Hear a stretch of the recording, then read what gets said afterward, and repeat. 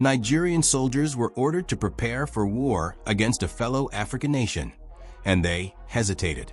Not out of cowardice, not out of incompetence, but because somewhere between the political orders filtering down from Abuja and the reality of what they were being asked to do, something broke. A recognition, a refusal, a question that no military briefing could answer cleanly.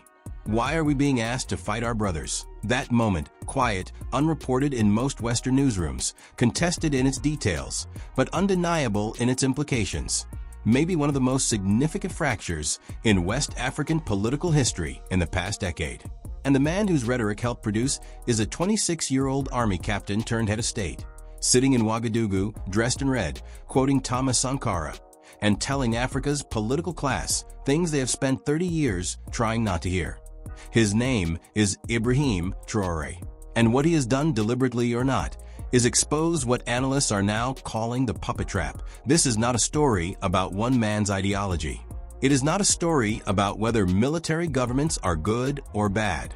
It is a story about a structural contradiction that has been building inside West Africa for generations, and about the moment that contradiction became impossible to ignore.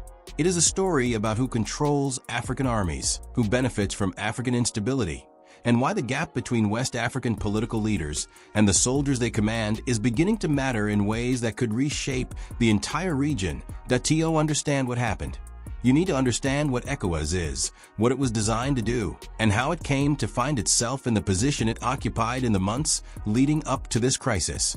The Economic Community of West African States was founded in 1975. Its mandate on paper is regional economic integration, trade, free movement of people, shared infrastructure, collective development. But over the decades, ECOWAS evolved into something more than a trade bloc.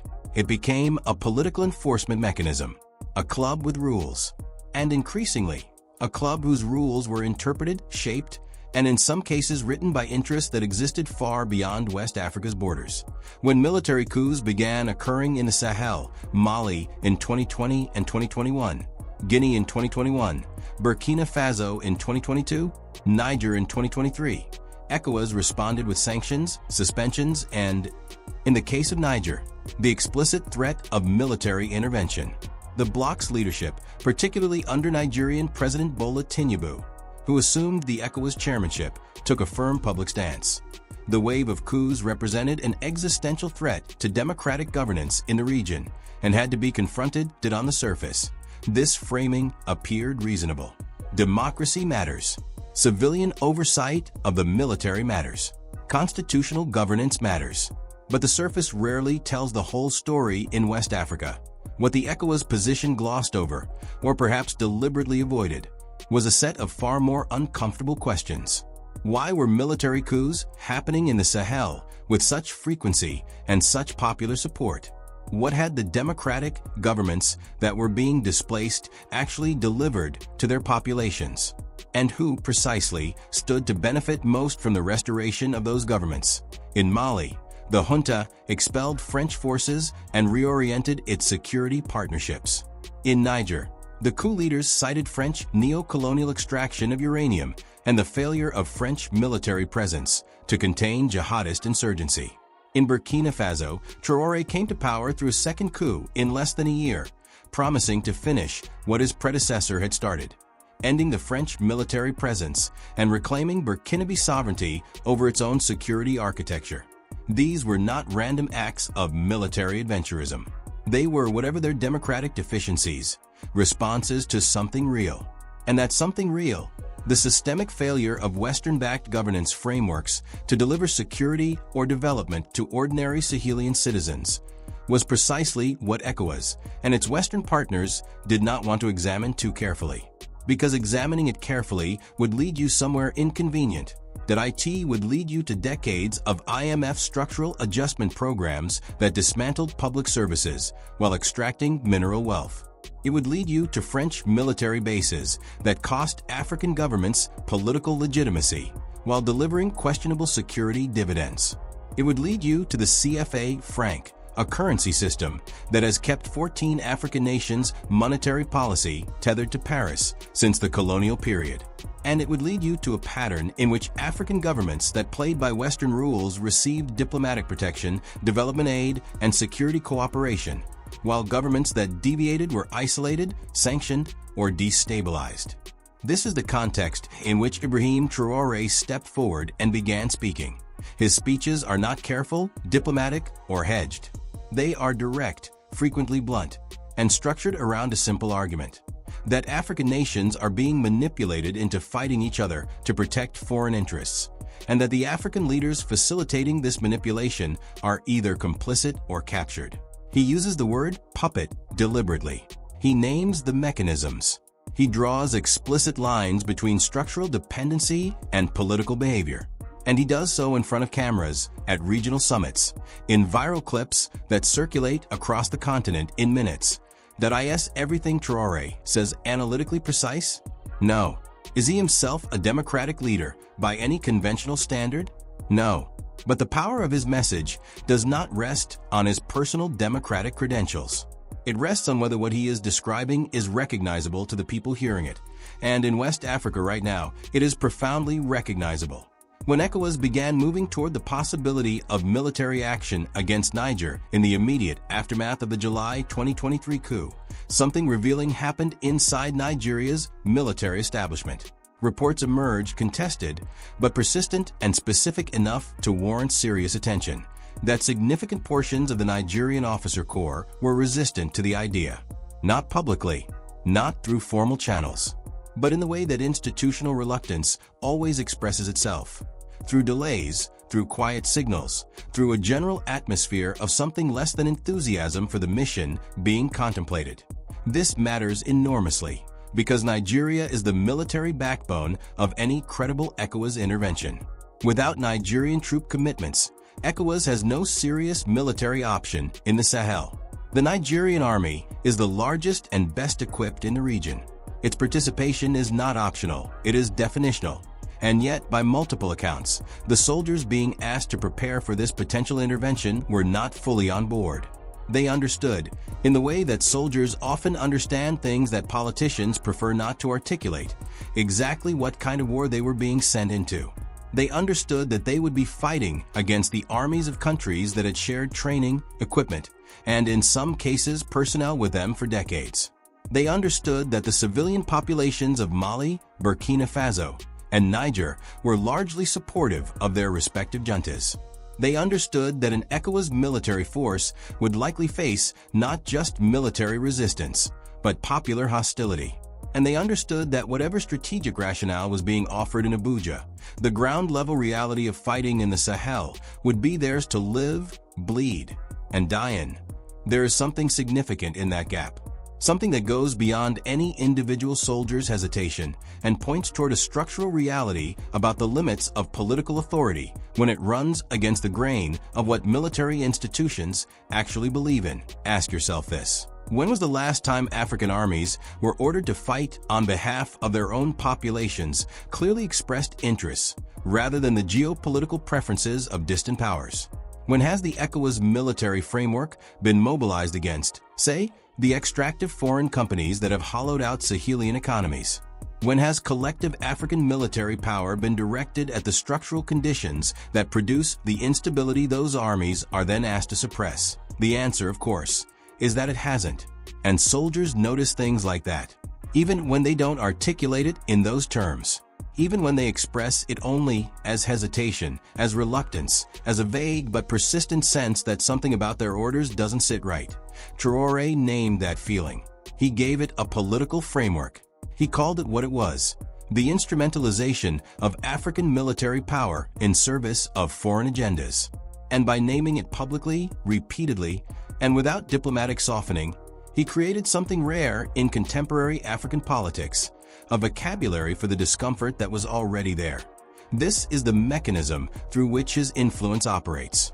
Not through military alliance, not through formal diplomatic coordination, but through the articulation of a truth that resonates across rank structures and national borders in ways that political speeches from Abuja or Accra simply do not. Consider what it means that Nigerian soldiers, members of the armed forces of the most populous country in Africa, the military anchor of the entire ECOWAS framework, reportedly paused at the prospect of invading a neighboring country to restore a government that its own population had not risen to defend.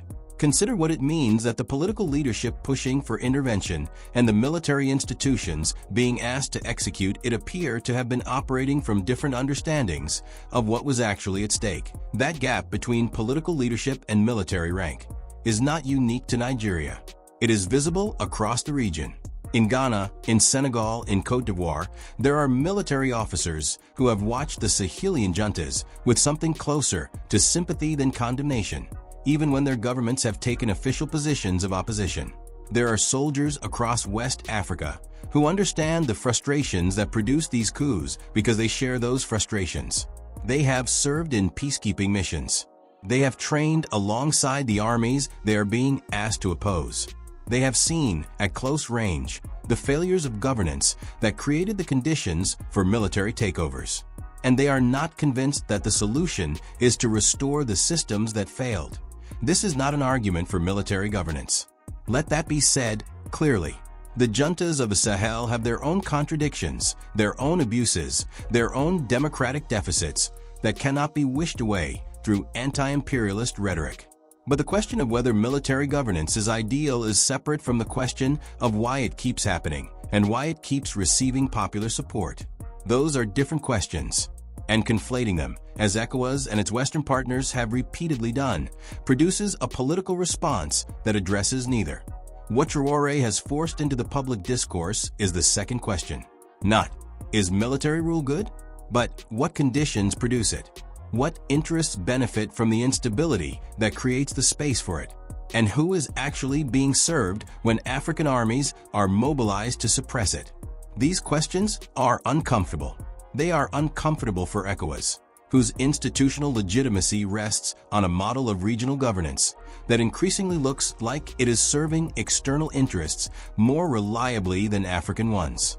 They are uncomfortable for Western governments, whose security partnerships and economic arrangements in the Sahel are suddenly being examined with a scrutiny they were never designed to withstand.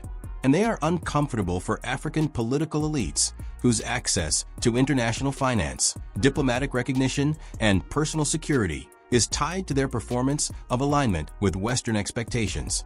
But discomfort is not a counter-argument, and the attempt to dismiss the questions by focusing on the form of the governments asking them. They are coup leaders, therefore they are illegitimate, therefore their arguments can be ignored, is precisely the kind of deflection that is losing credibility at a rapid pace across the continent. There is a generational dimension to this that deserves attention. The leaders of the Sahelian juntas, Traore, Goïta in Mali, Tiani in Niger, are by the standards of African head of state politics, strikingly young. Traore was born in 1988. When Sankara was assassinated in Burkina Faso, Traore was not yet born. He has grown up in the aftermath of a failed promise, surrounded by the evidence of what came after that promise was killed. He has watched his country struggle with jihadist insurgency, watched French military presence fail to contain it, watched government after government prove either incapable or unwilling to address the conditions producing it. And he came to power at 34 years old with a coherent, if simplified, analysis of why. The generation receiving his message is equally young. Across West Africa, the median age is somewhere in the low 20s. These are young people who have no memory of the Cold War frameworks that structured the previous generation's political imagination. They did not live through the independence period. They do not have the same deference to the West that characterized the political behavior of their parents and grandparents. They have grown up watching their country's resources extracted, watching their governments perform compliance for foreign audiences, watching development promises repeatedly fail to materialize. And they have smartphones. They can watch Traore's speeches within hours of their delivery. They can see the crowd responses. They can compare what he says to what their own governments say. And the comparison is not flattering to the latter. This is the social substrate on which Pan-African sentiment is growing. not as an abstract ideological position, but as a felt response to observable conditions, not as nostalgia for Nkrumah or Sankara, but as a contemporary political orientation shaped by present frustrations. And it is reshaping what is politically possible in ways that Western capitals and the African governments aligned with them are only beginning to understand. The implications for ECOWAS are profound. The organization is caught between two contradictory pressures. On one side, its founding mandate and its relationship with Western institutions demands that it uphold democratic norms and respond to coups with sanctions and pressure. On the other side, the political and social forces rising across the region are increasingly reading ECOWAS not as a defender of African democratic values, but as an enforcement arm of Western interests, a mechanism for protecting a governance model that has demonstrably failed the populations it governs. That perception gap is becoming a credibility crisis.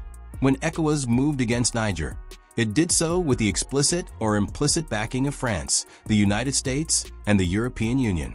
It threatened military intervention against a coup that had popular support within Niger. It maintained a posture that restoring the deposed president was the legitimate objective. And it found itself unable to actually execute that intervention, in part because the military institutions it needed to mobilize were not fully convinced by the mission's logic. The intervention did not happen, partly because of diplomatic maneuvering, partly because of the countermobilization of the Alliance of Sahel states, the bloc formed by Mali, Burkina Faso, and Niger, which made clear that military action against one would be treated as military action against all. But partly undeniably, because the soldiers of West Africa's anchor state looked at what they were being asked to do and found themselves unable to fully commit to it. That is a geopolitical event.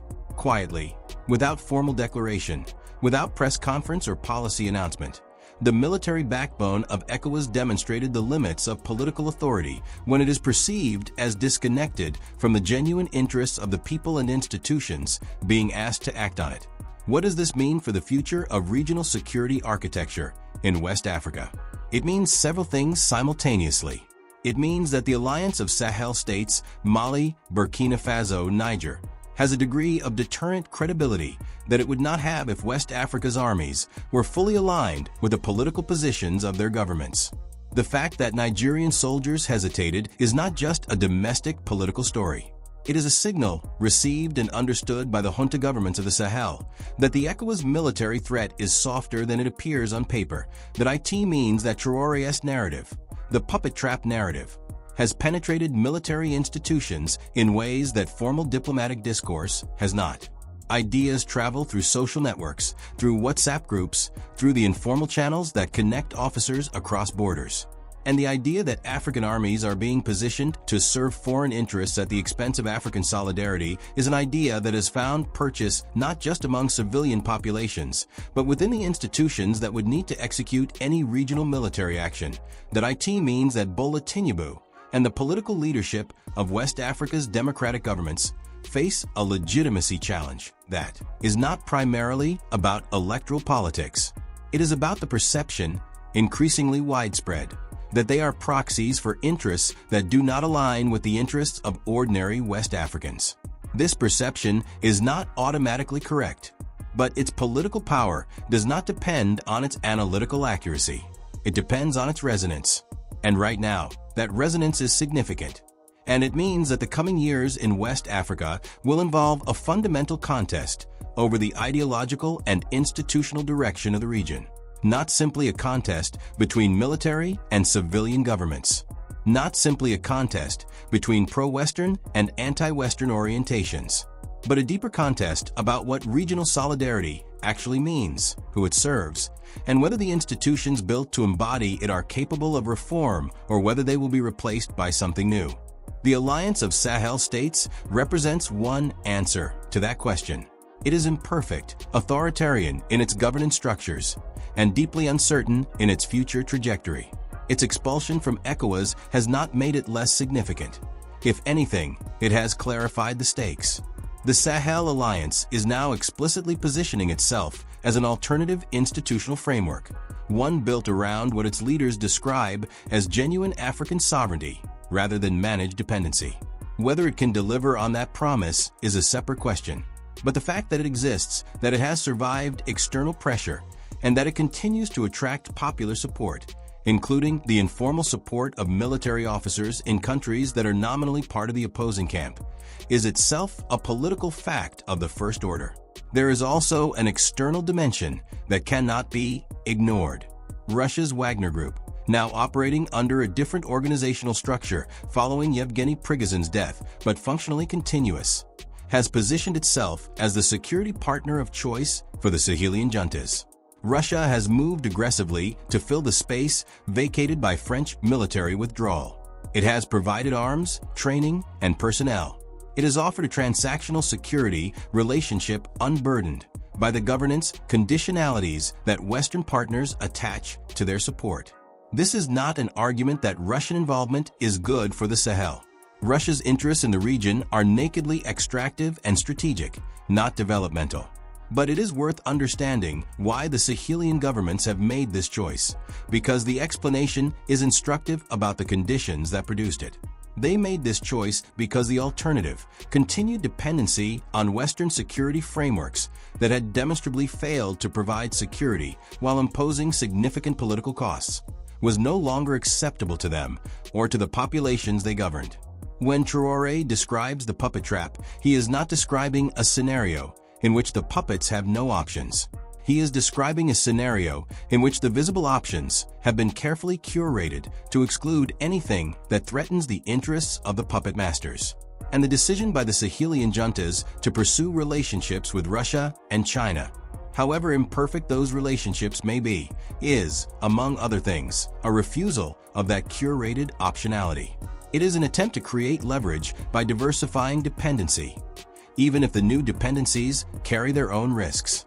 Western analysts tend to discuss this as a Russian disinformation campaign, as if the only reason any African government or population could find the junta narrative compelling is because they have been deceived.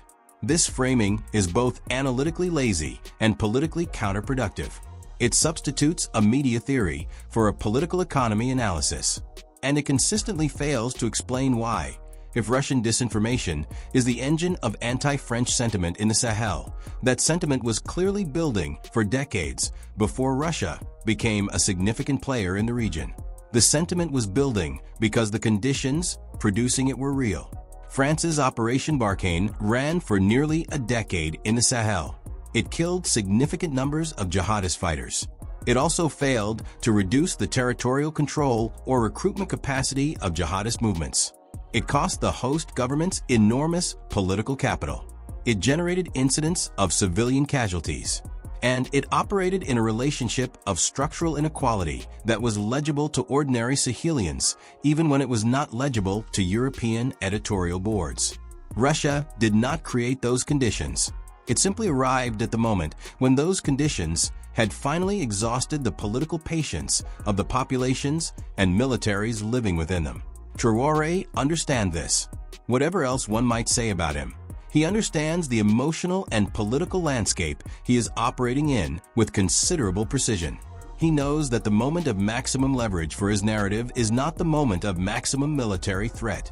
It is the moment when ECOWAS was pushing for intervention and found its own military institutions uncertain. Because that moment proved, in observable, undeniable terms, that the puppet trap he describes is real. That there are soldiers inside West Africa's armies who, when given an order that serves foreign interests at the expense of African solidarity, do not automatically execute it. That is the fracture he exposed. And fractures, once exposed, do not close easily. What is the trajectory from here? Projection is uncertain in a region this volatile, with this many variables in play. But several trends seem durable enough to analyze with reasonable confidence. First, the Pan-African sentiment currently rising across West African populations, particularly younger populations, is not a passing mood. It is a political orientation shaped by structural conditions that are not changing. As long as extractive economic relationships persist, as long as the CFA franc maintains its structural grip on monetary policy, as long as African armies are positioned in relationships of dependency with external powers, the political soil that produces Traore-style narratives will remain fertile. Second, ECOWAS faces a structural crisis that cannot be resolved through the institutional tools currently available to it. The organization cannot simultaneously maintain its relationships with Western partners and rebuild credibility with African populations who are reading it as a Western instrument. Those two objectives are in tension, and the tension is increasing, not decreasing. Third, the gap between West African political leadership and military rank structures is now visible in ways it was not before. Once visible, this gap becomes a factor that other actors, the alliance of Sahel states, Russia, China, domestic opposition movements, will seek to exploit or amplify. Traore has done this deliberately. Others will follow. Fourth, the contest over regional institutional architecture is genuinely open. ECOWAS is not collapsing. It is too embedded in trade relationships and international frameworks to simply disintegrate. But its authority and legitimacy are under pressure in ways that will force adaptation. Whether that adaptation involves genuine reform of the bloc's relationship with external powers and its responsiveness to African populations, or whether it involves a gradual hollowing out of its political authority even as its institutional form continues, remains to be determined by choices that West African leaders have not yet fully made. And fifth, perhaps most importantly, the soldiers of West Africa have signaled something, quietly, without press releases or formal declarations. They have signaled that there are limits to the political authority of governments that are perceived as disconnected from the interests and identities of the people and institutions they govern. That signal will be received and processed by political actors across the region. It will inform calculations about what is and is not possible, and it will be a factor, perhaps a significant one, in the decisions that shape West Africa's political trajectory over the next decade. Ibrahim Traoré may not be in power in Ouagadougou 5 years from now. The alliance of Sahel states may succeed or fail in its ambitions. Russia's footprint in the region may expand or contract. The specific geopolitical configurations of this moment are fluid and uncertain. But the structural forces that produced this moment, the accumulated contradictions of dependency, the generational shift in political consciousness, the growing gap between the governance frameworks inherited from the colonial and post-colonial periods and the expectations of the populations living within them. Those forces are not going anywhere. What Traoré exposed is not simply a political controversy about ECOWAS and coups and intervention. What he exposed is a deeper truth about the architecture of power in West Africa, about who it serves, who it constrains, and who is beginning slowly, imperfectly, and with all the risks and uncertainties that serious political change always entails, to refuse those constraints. The puppet trap is real. Whether West Africa finds its way out of it, and what form that exit takes, is the most consequential question the region will face in the coming years. And the answer will not come from Abuja or Paris or Washington. It will come from the choices of ordinary Africans, including the soldiers who hesitated, about what they are willing to fight for, and more importantly, what they are no longer willing to fight against. That question, suspended over the Sahel, over the whole of West Africa, over the institutions and alliances and dependencies built across 7 decades of post-colonial political life, remains unanswered. It is, for now, the most important question on the continent. And the world is only beginning to pay attention.